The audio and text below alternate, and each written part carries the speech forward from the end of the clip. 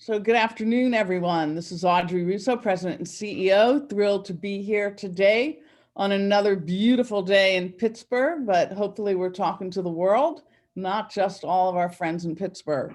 I'm President and CEO of the Pittsburgh Technology Council, and I'm joined by Jonathan Kirsting. He's Vice President of all things media and marketing, as well as storytelling. And he is going to make sure that we have plenty of time on the chat to have conversations with our guests today.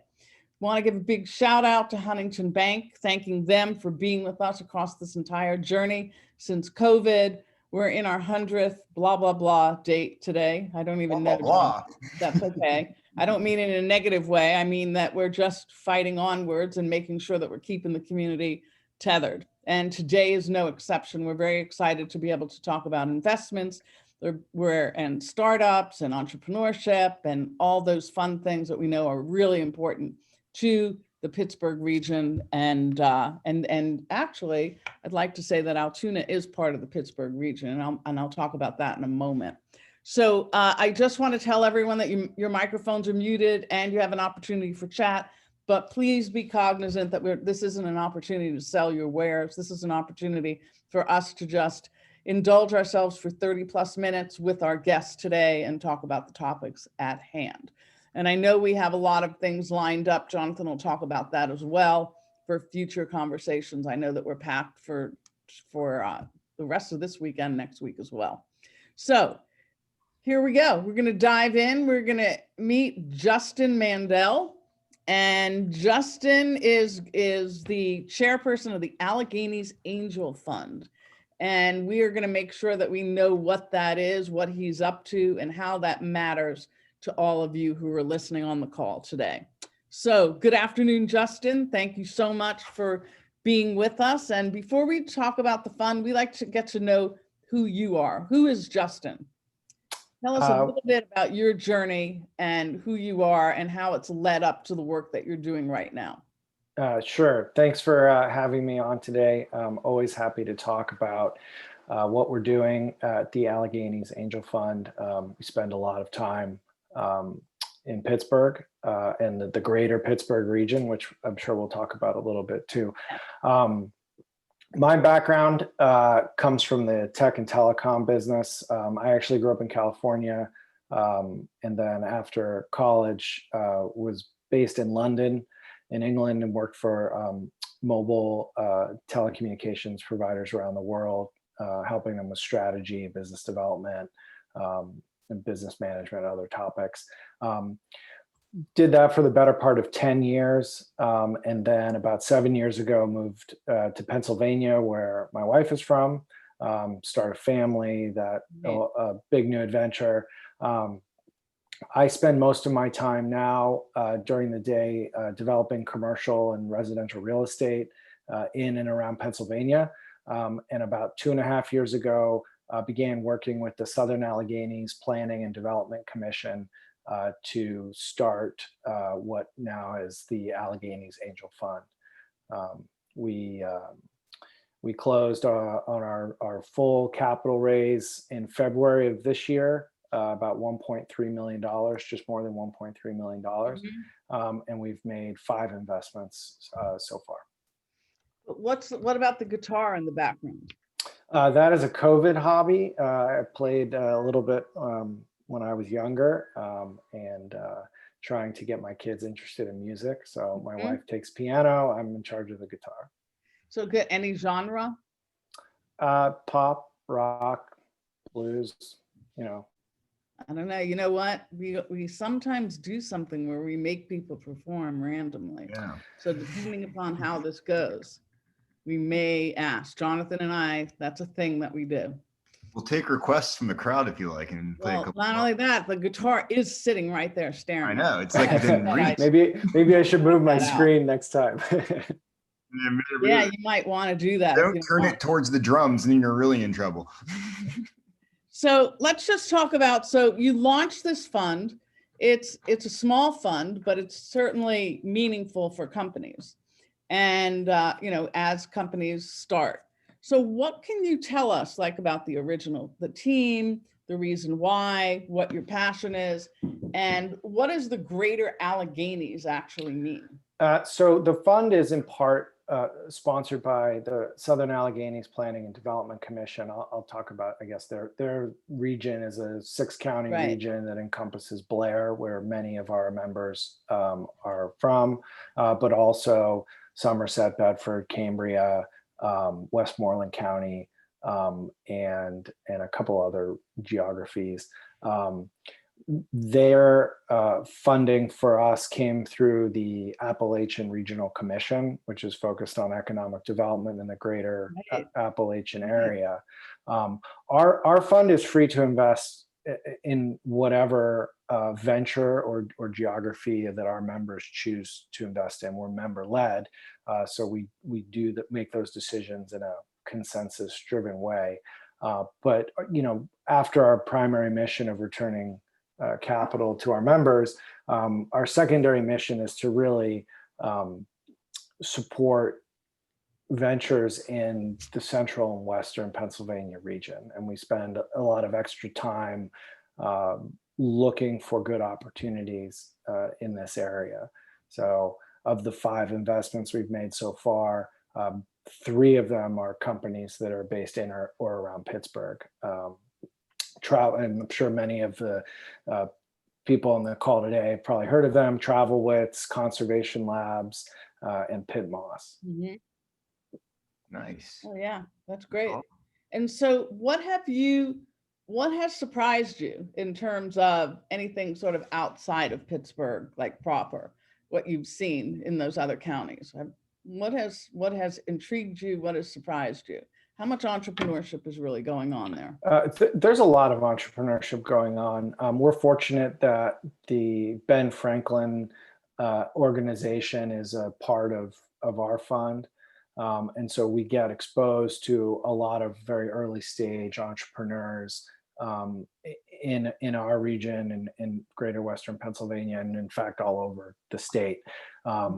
We also participate in a couple of syndicate networks that is a great source of deal flow for us. I would say for our immediate area, a lot of the entrepreneurs, come from non-entrepreneurial backgrounds. And so when they come to us, sometimes they have a great idea and a lot of drive, but perhaps the concept needs to be a little bit refined. Our members like to see post-revenue ventures probably a little more than pre-revenue, although we are evaluating a couple of pre-revenue opportunities right now. And that's probably more, true angel investing. I describe what we do as seed stage venture. I don't know if I would say I'm surprised by anything we've seen, but I would say that very quickly we realized that to support a healthy pipeline of opportunities, we would need to look at the entire Western Pennsylvania region and not just what's really local to us.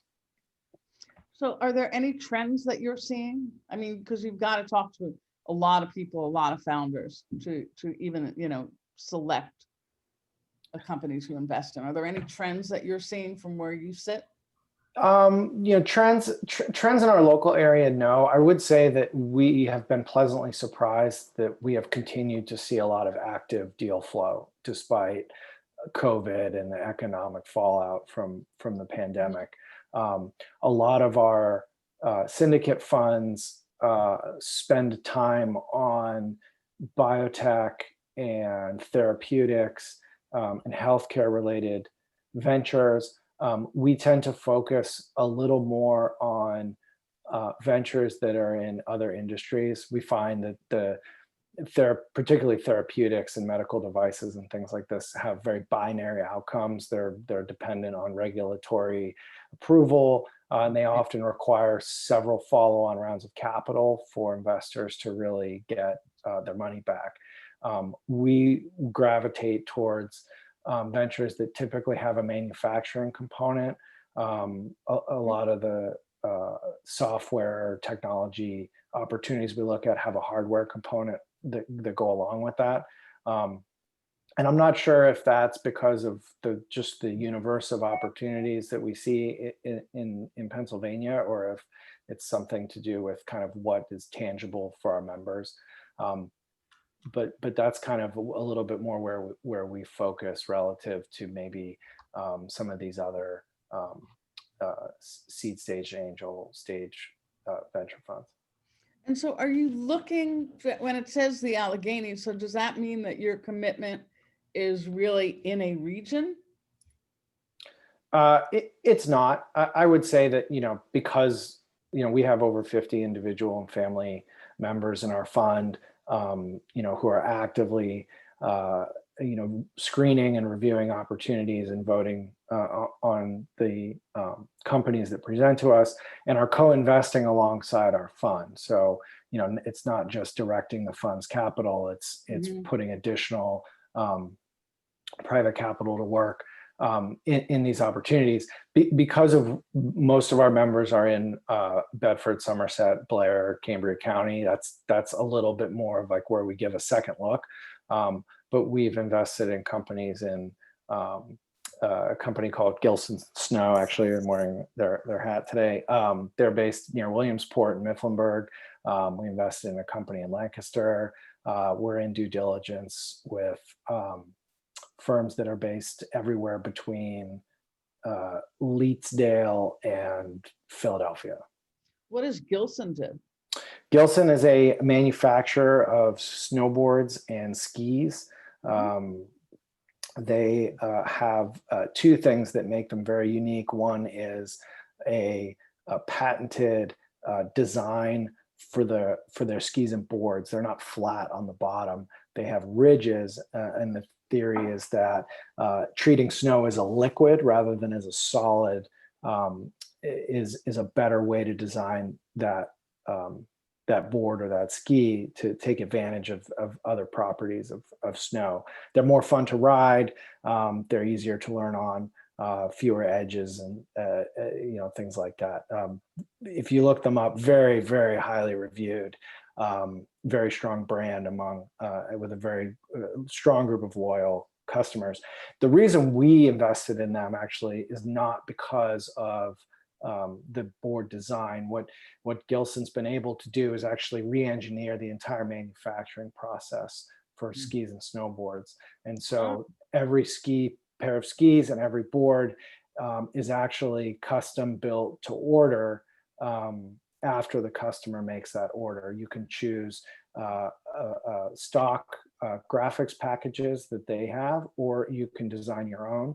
On Instagram, they have a number of artists who design for them, and they target different affinity groups. So if you want a board that has a Carnegie Mellon design, Ohio State, Pennsylvania State, anything like that, or Pittsburgh Penguins, they have partnerships with all of these brands. Nice. To do that. And so they carry very low inventory. They're able to adapt very quickly to customer preferences and provide a very unique product to their customers. So do you snowboard? I do. It's a passion for me.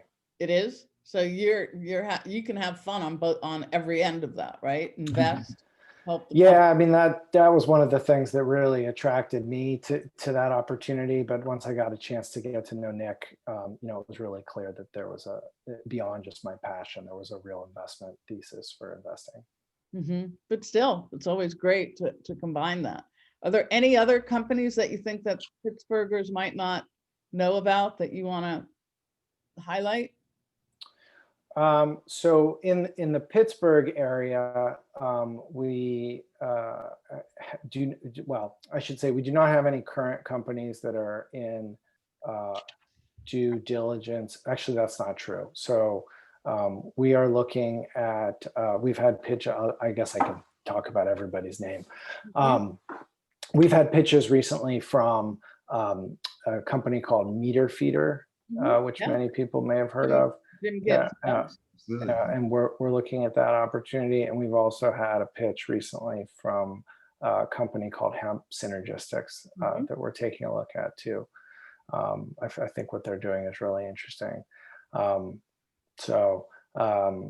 trying to think. I mean, we've reviewed a number of opportunities recently that a couple of which unfortunately I can't talk about yet, but that cover that they're all, I'm trying to think about them. They're all either devices or manufacturing or have a software and hardware combination. And so I think Reed has asked a question about size of checks. Reed is at Carnegie Mellon, and he is in the tech transfer office. He's been involved in startup entrepreneurship for a long time.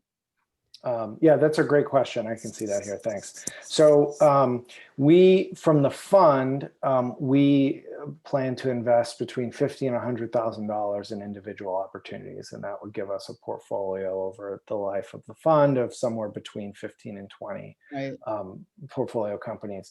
However, our members co-invest alongside the fund. So typically our investments are somewhere between $130,000 and $150,000, including those co-investments from our members. We've also done a number of syndicated deals. So, we have the capability to represent, I would say, $300,000 to $500,000 of equity capital or convertible note, commitments through our syndicate networks. And so, but that's a small, relatively small number. So we typically are not a lead investor. We like to participate in deals where there's another recognized angel fund or institutional investor or strategic partner or something that really makes us comfortable that someone else is also doing due diligence. So. And so can you talk about your founders? Like what was the impetus for this, and anything about the founders that they were passionate about? So the founding group is myself, a gentleman called John Harrell, who many people may know. He runs an accounting and tax credit and tax credit planning group here in Altoona. The rest of our executive committee is comprised of Steve Hauser, who's a representative from the SAPDC, Mark Ritchie, who runs a family business here in Blair County, Matt Stuckey, who runs a network of successful car dealerships here, and we have a couple of additional at-large members. We get a lot, and I will mention that the Appalachian Investors Alliance, we get a lot of support from that entity. They're based in sort of the core ARC region, the Appalachian region, and they provide support services to angel funds like ours across the Midwest. Due diligence support, term sheet negotiation, administrative back office, and general guidance for how to manage the fund. Very powerful organization, and they're the source of one of our syndicate networks, and I sit on the board of that organization as well. So tell us a little bit about what's happening in Altoona these days. How's it going with COVID there? Are there any businesses that are proliferating, or what's it like for a guy from California living in Altoona? You can imagine. I'm trying to imagine. I mean, I think, there's a couple things going on. One is, this is an area where you can, I could really take advantage of the outdoors, the natural beauty that exists here.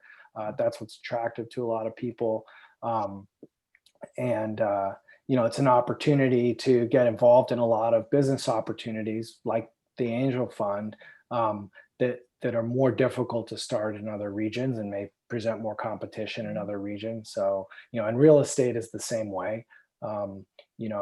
Western Pennsylvania, in my view, presents tons of opportunity for venture, for real estate investing, for growing companies. There's abundant, high quality people that are willing to work for a lot of these young companies. We have some startups that are here, and they have great teams around them. And so I think, that's something that we see here.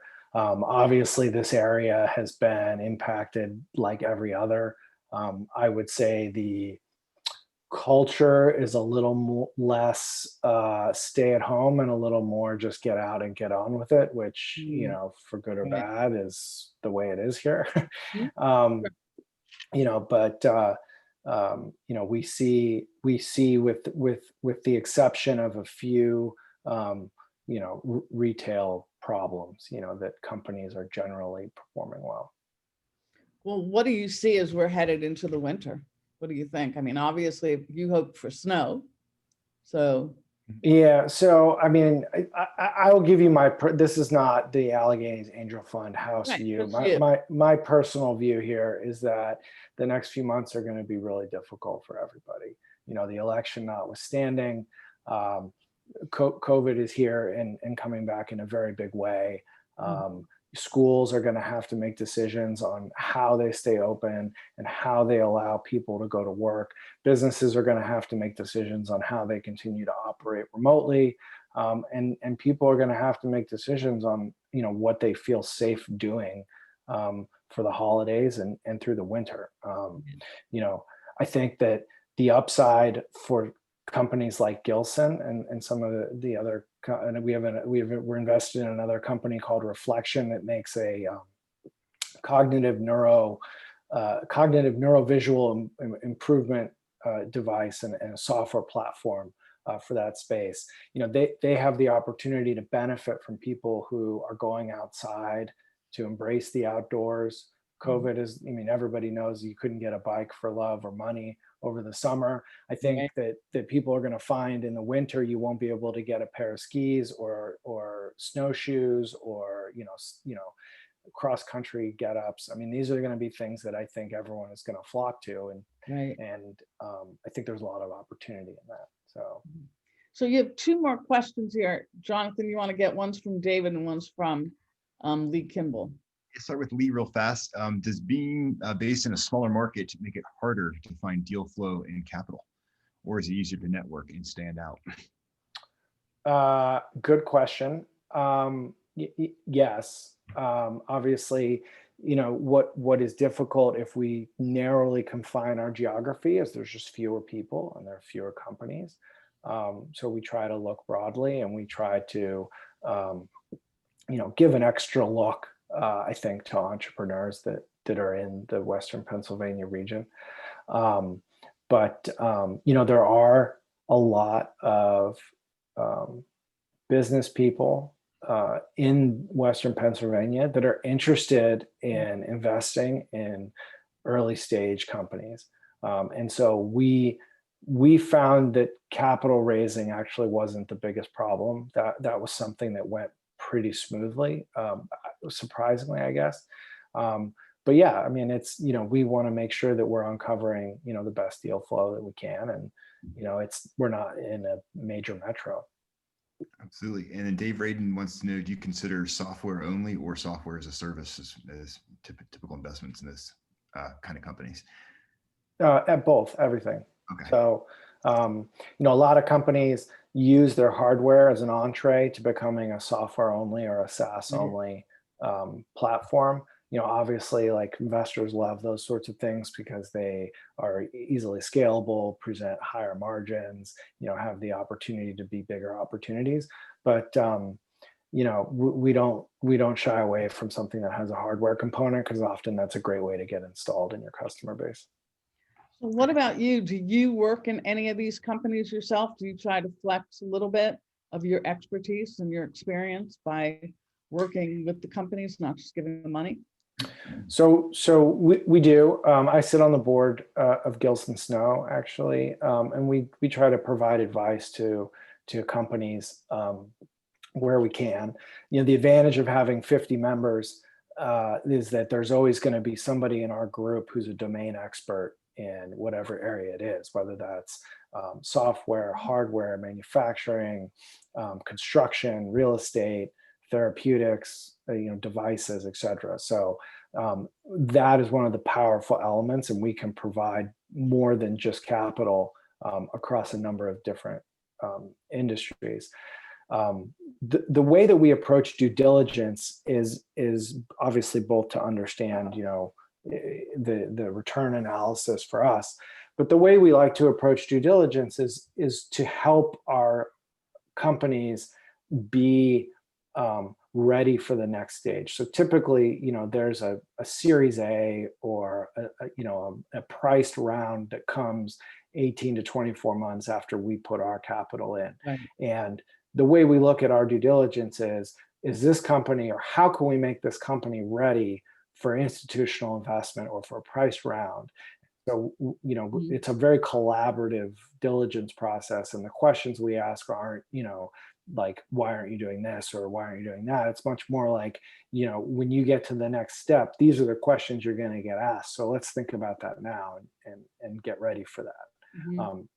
And that's one of the ways that we think we do things a little differently. So first of all, hats off to you for moving to Altoona and for building Thank up you. this region and pulling people together and trying to build the future of entrepreneurship, and for the companies that you've invested in to date.